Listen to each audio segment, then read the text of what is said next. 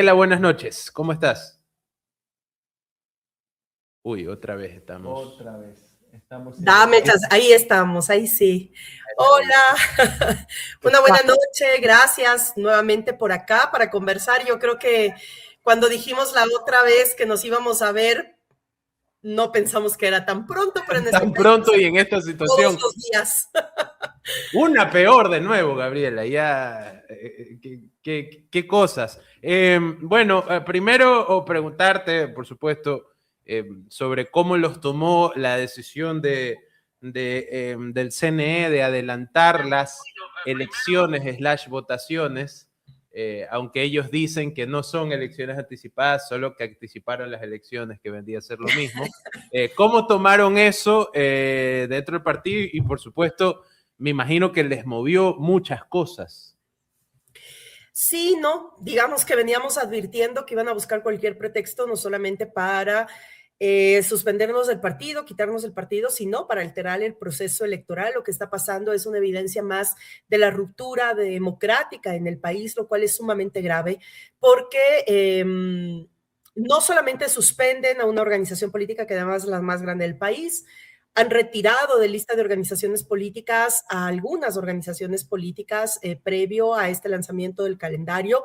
Y ahora el tema del adelanto del calendario, además basados en un absurdo, o sea, justificar desde ya que es el fenómeno del niño, el que es justamente el que va a afectar el rumbo de la elección en febrero del próximo año, es un despropósito, porque además se evidencian la Secretaría, ni siquiera es el INAMI, sino la Secretaría de Riesgos que pone el informe para el CNE. La Secretaría de Riesgos, ¿a quién le pertenece? Al Ejecutivo, es decir, sigue mandato de Daniel Noboa. Es Daniel Noboa de manera directa que está ordenando al Consejo Nacional Electoral el adelanto de unas elecciones, que además coincide con las elecciones de medio término de los Estados Unidos, que no es menor, mucho menos después de la gran movilización del día sábado pasado, justamente bajo la consigna de no kings, es decir, no reyes, de rechazar esa política autocrática de muchos de los gobernantes, en los que además se adscribe Daniel Noboa a perfección.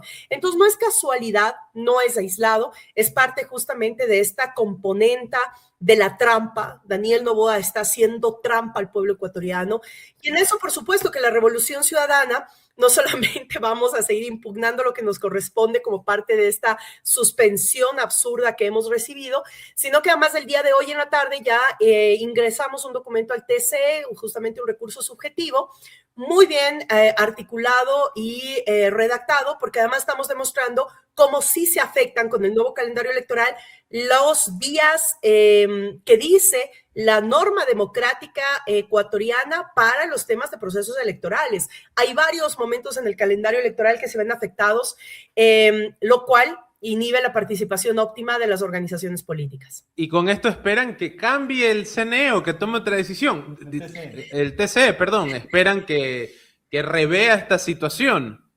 Es difícil porque al final el órgano de control electoral todo, tanto CNE como TCE, lo hemos dicho, está con los vocales perenizados hace 8 años y un poco más, y se siguen prorrogando en funciones. Nadie los eligió, nadie más que el Trujillato les eligió, y desde ahí se han prorrogado en funciones. Pero hay que dar la pelea porque además estamos en estos días llegando a organismos internacionales, ya estamos haciendo varias denuncias, varios diputados y senadores españoles ya se han pronunciado en la preocupación del ámbito democrático del país. Así que todo esto evidencia y no nos podemos quedar de brazos cruzados, aún sabiendo que es un mandato político, tenemos que ir a todas las instancias posibles, a la apelación, a hacer ver realmente lo ilegal que está haciendo este proceso, porque en algún momento alguien tiene que dar respuesta de lo que está pasando. Ahorita me imagino que la estrategia es tratar de presionar desde los lados que más se pueda para ver si eso les hace al menos replantearse la decisión que acaban de tomar. Porque, a ver, yo vi el control de daños que intentaron hacer hoy. El control de daños que intentaron hacer hoy Pita y Atamaín es vergonzoso, es una burrada histórica, como pocas veces vista. Pero al mismo tiempo, el hecho de que se lancen a decir esa burrada es porque están firmes en su decisión. Entonces, a pesar de la dificultad que ves, me imagino que van a insistir y gastar todas las etapas para ver si de verdad se puede volver el calendario original. Eso es lo que están buscando. Y además, mínimamente se transparenten los procesos. Nosotros ya advertíamos, sin que exista adelanto de calendario electoral, ya advertíamos que era un proceso lleno de vicios por el tratamiento que se ha dado a las organizaciones políticas que estamos y que participamos en la vida democrática de este país. Pero además es absurdo. Lo que está diciendo Atamaín es que la gente va a salir a votar, pero que Daniel Noboa va a elegir.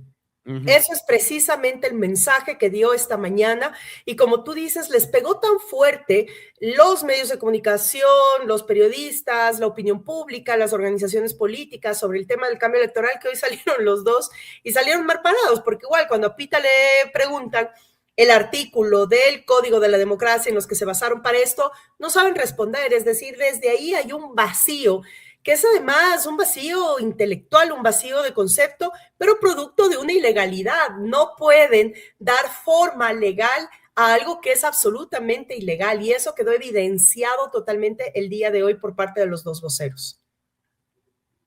Hola Gabriela, buenas noches, gracias por estar con nosotros. Gabriela, asimismo, vimos el día viernes, apenas salió la resolución del Consejo Nacional Electoral, convocar a tu militancia, a tus adherentes, a los que son autoridades y buscarán la reelección o a todo militante que esté interesado en participar en las elecciones que se desafilien.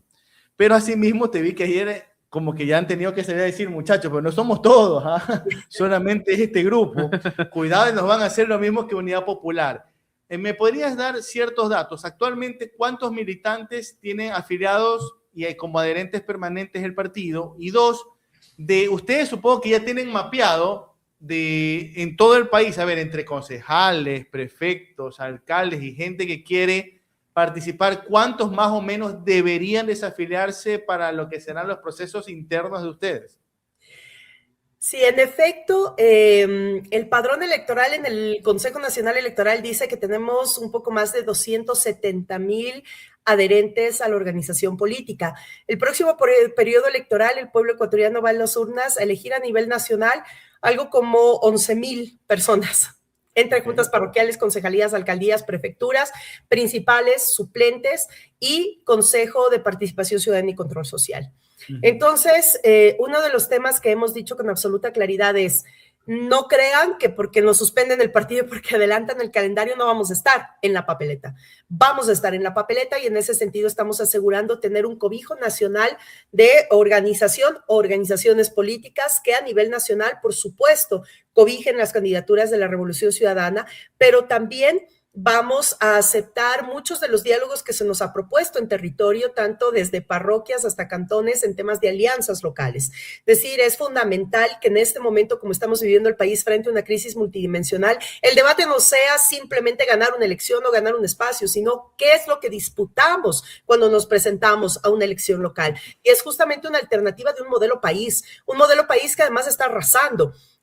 Lo que Daniel Noboa nos está proponiendo es que el estado de terror se convierta en un modelo de gestión, que el modelo de gestión esté basado en militarismo, estados de excepción, toque de queda y desaparición forzada. Y eso no puede naturalizarse ni puede ser un modelo de gestión para un país que necesita reestructurarse y reconstruir desde el tejido social el tema de la lucha contra la inseguridad, pero además la lucha por los derechos, que no es un tema que a los ecuatorianos y ecuatorianas se nos es lejano. Es decir, cuando a mí me dicen cuál es la hoja de ruta, yo digo no hay que inventar el agua tibia, la hoja de ruta es la Constitución y yo creo que varias organizaciones políticas y sociales coincidimos en este momento de la historia en el que las elecciones locales se convierten en un espacio de disputa de las relaciones de poder.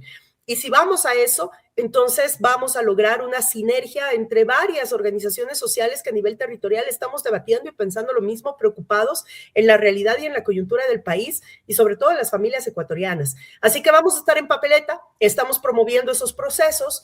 ¿Te puedo consultar algo? Yo sé que a lo mejor por estrategia no me lo puedes comentar, pero desde el día viernes hasta la fecha, ¿ya ha habido algún desafiliado formal, o sea, ya oficial?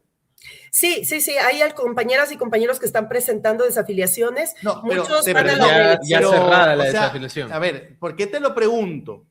Porque yo tengo una sospecha sobre el comportamiento del CNE.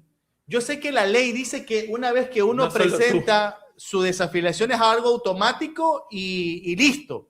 O sea, yo soy afiliado de la lista 150 y yo un día sábado voy y presento mi documento, técnicamente el día lunes ya estoy desafiliado, le guste o no al partido.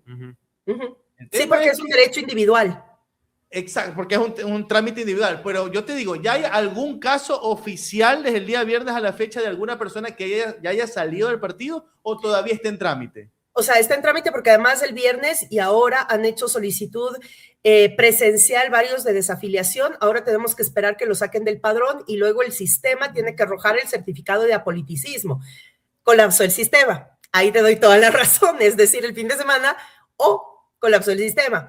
Pero digamos más que colapsó, le decidieron darle mantenimiento. Sí. ¿No? Pero todavía hay algunos días. Es decir... en mayo se terminaría el plazo de los 90 días, ¿no? Sí, en efecto, tienes que demostrar 90 días antes al momento de la inscripción que no has pertenecido o militado en una organización política, porque la otra opción es que la organización política en la que militas te autorice la participación por otra organización. Y obviamente no queremos correr ese riesgo porque el CNE puede decir, pero ¿cómo ustedes me piden una autorización si están suspendidos? Entonces no vamos a correr el riesgo, pero también queremos advertir una cosa que nos pasó y esto nos alertó un compañero asambleísta nuestro, de nuestra bancada, que me dice... Presidenta, ¿cómo es posible esto? Acabo de entrar al CNE y resulta que estoy afiliado a Creo. Le digo, no, entonces eso sí que denuncia a la fiscalía. ¿Cómo? Claro, porque eso quiere decir entonces que sí están haciendo cruce de datos. Esto entonces, lo que le dije al compañero es, anda a fiscalía a poner para que quede constancia de que estamos denunciando que hay un cambio de patrón electoral. De padrón electoral, bueno, de patrón también a estas alturas, pero además la desafiliación. Entonces, en ese sentido, también alertar el verificar los datos en el sistema electoral para que justamente cumpla con la ideología y el partido que uno desea militar. Pero sí, no es que tengamos, bueno, definitivamente hace rato se rompió la confianza en el sistema democrático y en las autoridades de control electoral. Ahora tenemos que hacer, incluso sabiendo que se violenta la ley de manera permanente, tenemos que acogernos a lo que queda todavía de la ley para poder impugnar nuestro derecho a la participación. Entonces se ha dicho absolutamente claro que la militancia nos quedamos defendiendo la organización política porque además estamos en una serie de apelaciones todavía y llegando a organismos internacionales sobre el tema de la suspensión ilegal que recibió la Revolución Ciudadana. Y aparte de eso, vamos a promover justamente procesos territoriales para alianzas y para definición de candidaturas de tal manera que nos permita realmente al pueblo ecuatoriano tener una opción. Ahí radica realmente el tema de la lucha por la democracia y la lucha por el Estado de Derecho, que el pueblo ecuatoriano tenga el derecho de elegir y ser elegidos. Tú hablabas de la intención de tener un casillero que los cobije, pero que en territorios hacer alianzas, ¿no? Puntuales con movimientos locales. Pero ahora te lo pregunto desde el punto de vista de campaña. ¿No sería eso un poco confuso? Porque, por ejemplo, digamos, ustedes llegan a un acuerdo con Pachacutic a nivel nacional, digamos, Pachacutic. O sea, el correísmo diría, vota todo lista 18. ¿Ok? Eso se entendería. Pero si, por ejemplo, en Mocache, en Babahoyo, en El Triunfo, en cambio, la alianza es con la ID o con Amigo, eso no crearía quizás una confusión. ¿No sería mejor optar por una alianza nacional con un solo casillero para que el mensaje comunicacional sea uno solo? Porque ya te digo, puede crear esa confusión, ¿no? A ver, ay, no, pero es que yo lo vi a Correa que decía vota todo 18, pero en cambio acá me dicen que el candidato va por la lista 33, pero después me dijeron que era la lista 23. Entonces, no puede. Esa es una de las grandes complicaciones que genera justamente la suspensión del partido, ¿no? Y que ya nos pasó en el 2019. Recordemos que en la elección del 2019, que no teníamos partido, yo recientemente con algunas compañeras y compañeros a nivel internacional les relataba rápidamente lo que habíamos pasado. Yo les digo, desde el 2017 que rompimos, a finales del 2017 que se rompió con Morena y nos robaron la Alianza País, en el 2018 nos presentamos como Revolución Ciudadana, nos dijeron que no porque era el eslogan del gobierno anterior, nos presentamos como Revolución Alfarista, nos dijeron que no porque Alfaro era un liberal de su época y nos nosotros somos un movimiento antineoliberal. Después recogimos firmas por... ¿Qué argumentos, no? Documentado, por si acaso todo eso está escrito y documentado. Incluso me acuerdo que cuando nos respondieron esto de Alfaro, Jaime Núñez, que en paz descanse, presidente de la Cámara de Historia, mandó un informe, pero así como diciéndoles, instruyanse antes de decir una barbaridad, porque además no les compete. O sea, al Consejo Nacional Electoral no le compete si yo quiero que mi movimiento se llame patito, rojo, amarillo o azul. Le compete mirar temas técnicos. Sin embargo, para nosotros sí eligieron esa forma de proscripción. Recogimos firmas como maná y un día antes de entregar las firmas, el mismo casillero entregaron a gente de Lucio Gutiérrez. Entonces tuvimos que participar en el 2019 por varias organizaciones políticas a nivel territorial y sí, no favorece, no es bueno porque además hay confusión de listas. Ahora, ¿qué es lo que hemos dicho? Primero, vamos a ir con una organización política nacional, cobijados por supuesto, pero debemos promover las alianzas por una concepción, porque eso sería lo más fácil. Lo más fácil es decir, bueno, migramos al casillero 150, todo el mundo va a votar el casillero 150. Sin embargo, estamos en un momento país donde el diálogo social y político se vuelve predominante, donde además... Gabriela, justamente aquí también, y disculpa que te interrumpa porque sí, por son favor. muchas preguntas que hay. Mira, yo entiendo que, por ejemplo, tú vas a la lista 745 y tú le dices, hola, queremos llegar a un acuerdo, perfecto. Vamos a hablar de la alcaldía de Quito. Ok, yo te pongo al alcalde en funciones. Obviamente, dudo mucho que la lista 147 tenga una mejor figura electoral que el alcalde en funciones, que es ultra conocido en la jurisdicción. Ahí entonces la RC tiene la de ganar. Pero y aquí también vendrá el tema de las concesiones, que yo creo que tú también lo ibas a hablar justo en estos momentos. Tampoco puede venir la RC a imponer toda la lista de concejales, todas las listas de alcaldes. Habrá quizás en alguna jurisdicción en donde el casillero que los cobije les diga, ¿sabes qué? Hermano de la vida, yo entiendo tu posición, pero yo aquí pongo alcalde, te guste o no. Y creo que la RC va a tener que subirse a eso, ¿no? Y no es primera vez, digamos que también en estos últimos años, tanto como cuando participamos por la lista 1 en la presidencial con Andrés Arauz, como luego con Compromiso Social antes de que sea Revolución Ciudadana, por supuesto, son acuerdos. Y yo creo que eso es lo saludable en una sociedad mínimamente en la que respetamos y queremos defender la democracia. Entonces yo creo que sin quitar que la Revolución Ciudadana es la organización política más fuerte de este país, también hay territorios donde necesitamos fortalecernos y esto no es un fortalecimiento del RC, porque además no vamos a participar como RC específicamente con el casillero. Es un fortalecimiento de la democracia, es un fortalecimiento de esa alternativa para la población.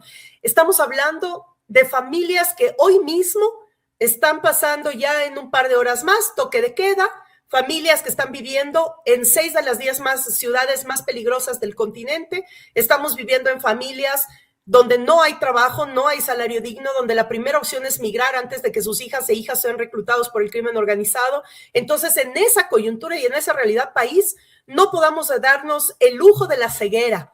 Y en eso nosotros estamos absolutamente claros y por eso hemos hablado de un nuevo pacto social, porque lo que concebimos como Estado de Derecho y como sociedad ya no existe. Hay otras condiciones, hay otros avances incluso tecnológicos que abruman de una u otra manera también el curso de la vida social y en ese sentido la comprensión de lo que está pasando ahora mismo en la sociedad ecuatoriana es lo que puede servirnos como vehículo o hilo conductor en procesos mucho más profundos. Lo que yo planteo, lo que planteamos desde este frente es justamente el tema de la disputa del bloque de poder. A la derecha fascista, a esta derecha que nos está gobernando con un modelo de gestión absurdo, violento, irracional, de muerte, lo único y de la única forma en la que vamos a poder combatir es con un pacto social en donde la sociedad nos pongamos de acuerdo cuál es entonces el modelo que queremos.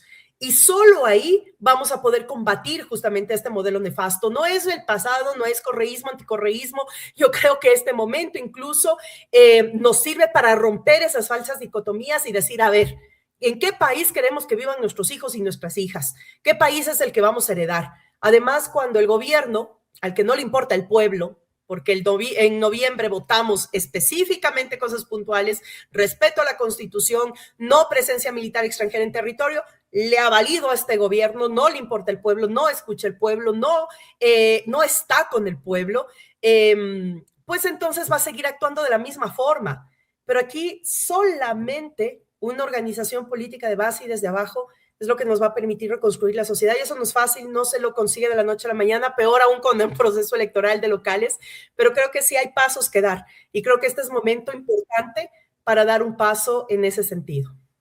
En ese mismo sentido y en esta lucha que estás planteando y que por supuesto no has dejado de plantear desde que aterrizaste cuando llegaste hasta ahora, porque ha pasado una tras otra, si quiero preguntarte puntualmente, ¿es este escenario a tu parecer peor que el del 2019?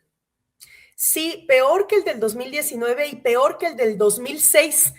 ¿Por qué hago relación a esto? Porque en el 2006 la crisis y la ingobernabilidad que estaba viviendo el país permitió la confluencia de un gran frente social por el que llega Rafael Correa a la presidencia de la República y se instaura el periodo de la Revolución Ciudadana de inicios como un gran marco de un consenso social. En ese momento, recordemos, estábamos todavía en una crisis que no lográbamos recuperarnos después del feriado bancario, había una inestabilidad política y de gobernanza, en 10 años 7 presidentes, sin contar el triunvirato, entonces el pueblo estaba cansado, pero además este pueblo, el pueblo ecuatoriano ha sido un pueblo rebelde, el pueblo que puso el primer grito de independencia de América, el pueblo que en los 90 tuvo la primera movilización del movimiento indígena más importante de los Andes del continente, este pueblo que además en octubre del 2019 fue el primer pueblo en movilizarse frente a las medidas neoliberales en todo el continente, y después de nosotros siguió Brasil, Colombia, Chile, etcétera, con los procesos que ya conocemos. Entonces este es un pueblo que se sabe que llega un punto en el que reclama esa situación. Hoy estamos asustados, tenemos miedo porque el terror de Estado implementado, por supuesto, produce esa reacción que es muy comprensible, pero que no podemos naturalizarla y cotidianizarla. Y en ese sentido, entonces, sí tenemos que generar mecanismos para provocar nuevos procesos organizativos, nuevos procesos de movilización. El sábado un compañero, uno de nuestros directores provinciales, me hacía caer en cuenta que en 13 semanas que estamos al frente de la organización se han promovido 19 movilizaciones de diferentes tipos y en diferentes lugares del país. Yo creo que eso es importante en la lógica de sentir que esos son los espacios comunitarios. Ese es el espacio donde volvemos a encontrarnos con la comunidad, con el otro, con las necesidades de ese otro. Y yo creo que eso hay que profundizarlo. Y es la tarea más fuerte, pero bueno, no vamos a bajar la guardia en eso, ni siquiera por el proceso electoral. Vamos a darle guerra al proceso electoral, pero nuestra guerra principal es abajo, es en el territorio, es en el calle a calle, puerta a puerta, es en la familia ecuatoriana, y en eso no nos vamos a detener. Mencionaste territorio, hace rato, antes de que entres, estamos viendo la última encuesta de CIES. Hay un pequeño repunte en la percepción positiva del presidente, por más delirante que parezca, y eso me lleva a preguntarte cómo están justamente manejando el territorio, cómo están conversando con la gente, qué es lo que más encuentran en esas voces de las personas, porque, digamos, cuando uno está caminando en la calle se encuentra de todo, es decir, se encuentra personas que están de acuerdo con el presidente, personas que no, personas de todo tipo, personas muy fuera de la política, personas que no están politizadas para nada, que la política no le podría importar menos. ¿Cómo están abordando eso? Porque me parece que es importante conversar del cómo, tomando en cuenta el estado actual del país. Primero hemos planteado que a nivel territorial la lucha obviamente es de resistencia y de sobrevivencia de la Revolución Ciudadana, pero se trata de un espacio político de confluencia social que sirva de sobrevivencia de los que están desesperanzados. Y yo a esto me refiero principalmente a las mujeres y a los jóvenes. Hay una falsa idea, de falsedad absoluta, que los jóvenes no hablan de política y que son apolíticos, que es una palabra que en sí mismo no existe, pero que a los jóvenes no les interesa. Falso de falsedad absoluta. Yo creo que ahora mismo hay una necesidad y una sed de debatir, de conocimiento y de tomar postura. Y aquí también hay una cosa que tenemos que debatir mucho en el tema de la organización y lo estamos haciendo en nuestra Secretaría de Juventudes principalmente, porque vemos un fenómeno social en América Latina, esto lo puedes ver en Latinobarómetro y otros indicadores regionales, que los jóvenes hombres están más predispuestos a votar por la derecha, mientras las mujeres jóvenes están más predispuestas a votar por las izquierdas. Y esto tiene un componente social a raíz del tema del empoderamiento de los feminismos y de los derechos de las mujeres, y por el otro lado, de la defensa de las masculinidades dentro de esta confrontación social. Lo cual también es grave porque quiere decir que en ese sentido no estamos llegando a una confluencia o a una comprensión de que solamente si estamos bien hombres y mujeres una sociedad puede avanzar. De manera es también el hecho de los temas, ¿no? La derecha se ha apropiado de los términos de batalla cultural y habla más de dinero, trabajo, ser tu propio jefe, algo que es muy lineal y que apela justamente a eso, mientras que capaz eso es más, es algo que capaz la izquierda debería agarrar, no hablar en los mismos términos, sino hablar de esos temas, ¿no? Hablar de trabajo, progreso, seguridad, ¿no? Que son los temas de los que la derecha se ha apropiado de forma salvaje. Pero además en las formas y en las estéticas. Exacto. Una de las cosas que nosotros decíamos es, a inicios del siglo XXI, la izquierda que llegó a gobernar gran parte de esta región era irruptiva. O sea, tú veías y desde las formas estéticas, discursos, era irruptor, te llamaba la atención, tú empezabas a militar desde ese sentimiento que te provocaba el salir, el decir, el no vas a militar, bueno, ya lo que sea. Pero fuimos cumpliendo consignas y fuimos vaciando esa mística de los procesos políticos. Y resulta que ahora la derecha fascista es la que maneja esas simbologías de ruptura. Entonces tú ves a un Javier Milei, un ser por demás deplorable de la política argentina, que sale a cantar, roga, vociferar, yo soy el león y no sé qué, y todos están como, wow. O ves a un Donald Trump de rey omnipotente diciendo, no me importan, yo estoy aquí. No me importa nada.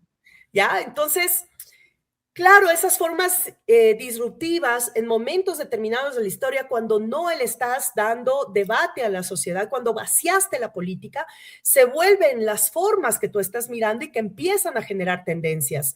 Ahí yo digo, no es lo que están haciendo las derechas, es lo que no estamos haciendo las izquierdas. O di tú, ya para salir de ese discurso izquierdas-derechas, ¿qué es lo que están haciendo quienes defienden una defensa irrestricta de un modelo capitalista en decadencia y quienes defendemos, porque además ellos defienden la barbarie, y quienes estamos en la defensa de proyectos humanistas que reivindiquen tu derecho a la vida, con todo lo que eso significa? El derecho al alimento, el derecho al trabajo, el derecho a la vivienda, el derecho a que tus hijas e hijos puedan estar seguros. Entonces ahí es donde yo creo que hay que condensar realmente el mensaje, y principalmente a las juventudes, porque además sí hay una desconexión intergeneracional política muy fuerte, y yo creo que ahí es el reto para desde el animalismo, los ambientalismos, las políticas culturales, los debates de la tecnología, de la inteligencia artificial, que ahora es uno de los temas más aclamados en muchos sectores, es desde ahí lo que podemos empezar a construir nuevos relatos y también nuevas simbologías, para no creer que estos monstruos de la barbarie son necesariamente los salvadores de una situación tan compleja que le estamos viviendo ahora en el mundo, en la región y por supuesto en el Ecuador, que no es aislada a lo que está pasando fuera. Gabriela, en la transmisión que hiciste ayer de tu programa, que tienes los días domingos por redes sociales. La Dominga. Tú hiciste un... No es competencia del domingo. No, jamás. No. Tú explicaste el tema de las desafiliaciones y todas las cuestiones, y hubo un momento que confieso que lo vi hoy día en vivo en otro noticiero. Estaba dando esa noticia y lo vi en vivo y lo quiero retomar en este espacio. Hay una parte en donde tú dices, con todo el cariño del mundo, a los compañeros y compañeras, los que no se quieran sumar, que no dividan.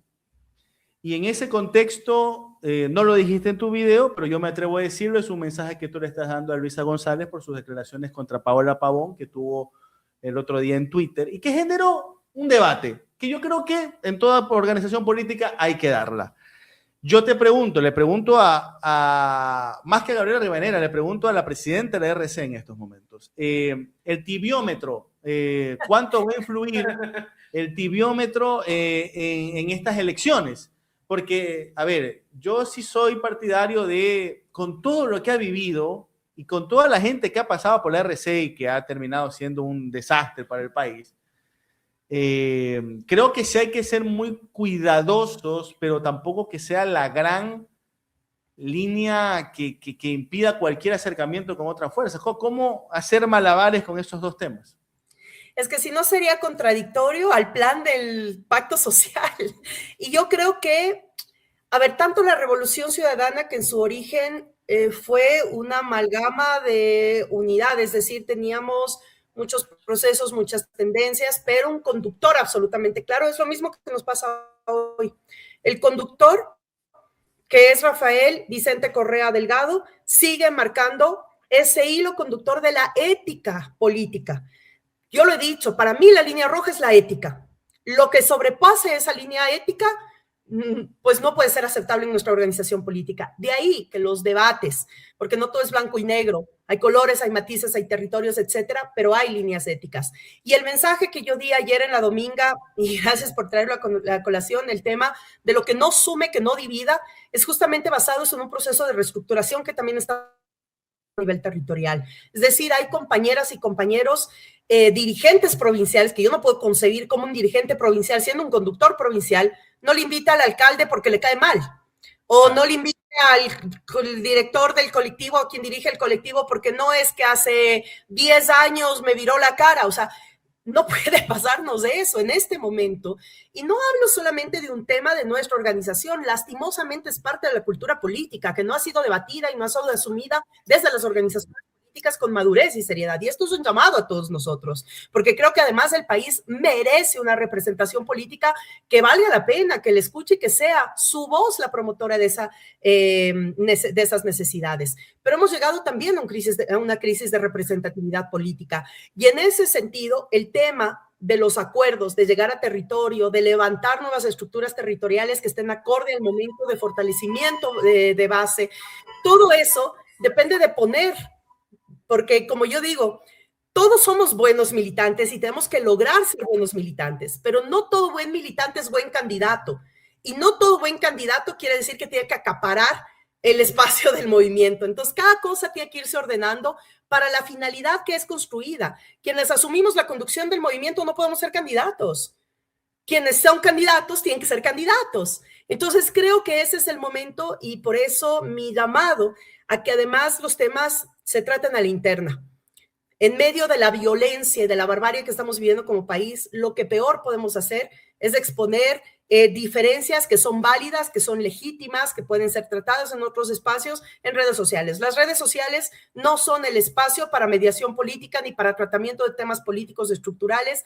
Por lo tanto, yo creo que sí, eso lo hemos hablado con ya el presidente del Consejo de Ética y Disciplina del Movimiento, en cómo hacer que estos espacios sean cada vez más seguros. El partido tiene que ser, es un espacio seguro para militar, un espacio seguro para participar y un espacio seguro para fortalecernos y movilizarnos. O sea, cualquier puteada en casa es básicamente la conclusión. A la interna, muchachos, no se anden mandando el carajo en redes, que me parece correcto, ¿no? Me parece correcto no ayuda. En este escenario particular. Bueno, Gabriela, insisto, yo sigo con... Espero que la siguiente vez que conversemos la cosa esté mejor de verdad. Ya no digamos esto. A este paso parece que en la siguiente va a ser, bueno, estamos aquí en la nueva República Unificada del Gran Perú, para hablar de la provincialización del Ecuador, algo así. Ya no sé qué puede pasar, es terrible todo. No sé si ya debemos empezar a hablar que no deberíamos de esta banana república que tanto nos duele. Eso es lo que deberíamos justamente denotar, porque no está bien, no es natural, no es cotidiano, no es humano. Y lo que no es humano tiene que seguirnos indignando. Pero ahí nos vamos a seguir encontrando, así que cada semana, cada indignación va a traer una nueva conversación. Gracias, Gabriela, chicos. Y antes de eso, no, solamente para cerrar, Gabriela, y no sé si, a ver, yo sé que es muy atropellado todo lo que está ocurriendo, pero a ver, ustedes al estar suspendidos, ustedes no van a tener unas primarias como tal. Lo que sí van a tener son reuniones en donde van a filtrar sus listas de postulantes. Supongo que ha de pasar por el el tamizaje del buró y de la directiva del partido, y de ahí hablarán con las fuerzas con las que quieren llegar a un acuerdo, de decir, bueno, nosotros tenemos esto, ¿ustedes qué tienen? ¿Cuándo va a mejor ocurrir no lo eso? pudiste decir, ven, ayúdame a organizar mejor este proceso. Entendiste mejor que un montón de nuestros compañeros en No, aunque no lo creas, aquí hemos tirado una que otras cosas, muchachos. Es más, se lo decíamos antes de que ocurriera el día viernes. Les decíamos, chicos de la RC, hablen con un concejal que sea perfil bajo, que sea amigo, ñaño. Ándate un ratito al CNE y desafílate. A ver si te dicen algo. Esto, ¿no? Antes de que Esto antes de que adelantaran las fechas y toda la cuestión. Pero bueno, la pregunta es, Gabriela, en todo este proceso, por ejemplo, hoy día ya vimos que Paola Cabezas ya se desafilió para poder, ella tiene su aspiración legítima, por cierto, de ir por la prefectura de Esmeraldas. Ella misma lo aclaró a primicias. El hecho de desafiliarme no significa que ya sea la candidata, tal cual como tú lo dijiste ayer en tu programa. El tema es que cuando aspiran ya poder tener un poco más claro el panorama como para poder sentarse y revisar esas listas. Mira, ayer tuvimos justamente, bueno, para que vean que hasta los domingos trabajamos fuerte. Ayer en la dominga, bueno, en la noche, pero en la mañana tuvimos una reunión muy importante con todas nuestras autoridades locales del RC, todas, desde juntas parroquiales hasta prefecturas, con nuestra bancada de asambleístas, las direcciones provinciales, la dirección nacional. Y justamente uno de los temas es cómo nos organizamos de tal manera que fortalezcamos el movimiento, pero que garanticemos participar. Nosotros tenemos una instancia provincial que se llaman los buros políticos ampliados, donde justamente participan todas estas autoridades electas, quienes están al frente de las directivas, etcétera, y a cada provincia se está delegando a una persona de la Dirección Nacional y del Buró Político Nacional, de tal manera que nosotros acompañemos los procesos territoriales para garantizar inclusión, ampliación, lealtad, rectitud, o sea, todos los parámetros estos éticos de los que hemos hablado. Y en ese sentido, promover asambleas cantonales y provinciales para el análisis del mandato ideológico que fue reformado en Manabí, ahora en la convención, y de ahí que salgan los planes de trabajo territoriales y también los nombres para la lista de consenso de las nuevas directivas provinciales de la organización política, donde además se va a validar el primer mapeo de organizaciones políticas y de actores políticos que están dispuestos a presentarse en las próximas elecciones, considerando esto, que sean compañeras y compañeros, primero los que están en gestión y que han hecho una buena gestión, obviamente van a la reelección. Pero no todos, muchos no van a ir a la reelección, por lo tanto, ¿quién va a tomar la posta para no perder los espacios que ya habíamos ganado y también cómo vamos a ampliar espacios territoriales? Por eso las alianzas. Entonces, en este sentido, viene un trabajo muy apretado, por eso es que yo le invito también a la militancia de la Revolución Ciudadana, por un lado, a debatir el fortalecimiento institucional, porque a las elecciones tenemos que llegar fuertes y fortalecidos. Y a quienes van a ser candidatos y candidatas, que todavía no lo sabemos, no hay cerrada ninguna lista, eso ya ha sido absolutamente categórica, porque además esto se presta para mucha malinterpretación en territorio, y yo les he dicho categóricamente, primero vamos a lo primero, vamos a hablar del partido de ideología, y quien represente ese partido y esos principios son los que van a estar en la lista electoral. ¿Difícil? Sí, pero ese es el mandato y esa es la conducción que en este momento tenemos que lograrlo, ojalá en la mayor cantidad de territorios. Así que al menos este mes vamos a estar en eso. Posteriormente, en mayo, por supuesto que ya se acerca, además junio, los procesos de primarias, etcétera, pero ya debemos tener el mapeo absolutamente claro, incluso por el tema de las alianzas locales. Entonces, vamos a tener más claro el tema de las candidaturas y también podremos anunciar ya algo que hemos tenido como secreto de Estado prácticamente, que es la organización o las organizaciones políticas que van a cobijar la fuerza de la Revolución Ciudadana en el próximo periodo electoral. Perfecto. Listo, Gabriela, te agradecemos por tu tiempo y cualquier... Yo no me despido como él, yo no me despido como Johan. Será hasta la próxima, pase lo que pase. Diferencia editorial. Y si no pasa nada, también, para que pase. Me quedo con eso. Gracias, buenas noches. Gracias por atendernos. Cuídate mucho.